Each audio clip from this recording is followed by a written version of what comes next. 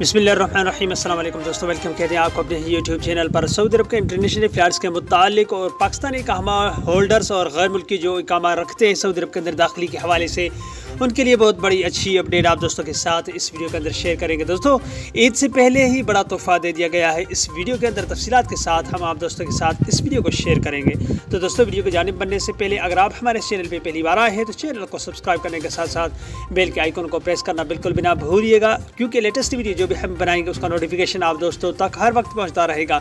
Video को like कीजिए और ज़्यादा से ज़्यादा अपने दोस्तों के साथ भी इस वीडियो को शेयर करना बिल्कुल भी ना भूलिएगा। तो दोस्तों, वीडियो का आगाज़ करते हैं, चलते हैं वीडियो की तरफ। तो दोस्तों, ईद से पहले ही बड़ा तोहफा दे दिया गया है। कौन सा तोहफा दे दिया गया है? इकामा होल्डर्स के लिए सऊदी गवर्नमेंट का बड़ा ऐलान कर दिया गया है, जिसमें PI के जानिब से परवाज़ों के मुसाफिरों के लिए सऊदी अरब जाने के लिए सहूलियात और सऊदी अरब के लिए फ़्लाइट्स बहाली के हवाले से इशारा दे दिया गया है। सऊदी हुकाम के जानिब से भी उन्होंने कहा है कि जैसे कि आपको आज पता ही होगा कि सऊदी जो वज़ीर हैं मक्का के, जो बादशाह है उसमें ताल्लुक़ रखते हैं, जो उनसे पाकिस्तानी सफ़ीर की बात की गई कि फ़्लाइट्स की बहाली के हवाले से पाकिस्तानी गवर्नमेंट के जानिब से भी अपील की है कि फ़्लाइट्स बहाल कीजिए। बिलाल अकबर के जानिब से भी जो पाकिस्तानी सफ़ीर हैं उनके जानिब से भी रिक्वेस्ट की गई है कि पाकिस्तान के लिए फ़्लाइट्स बहाल की जाए। और इंडिया और दीगर ममालिक के लिए भी बात अगर की जाए तो वो भी उन गवर्नमेंट से उन्हें अपील कर रही है कि फ़्लाइट्स बहाल करो। सऊदी हुकाम के अंदर अगर बात की जाए तो कंपनियां हैं,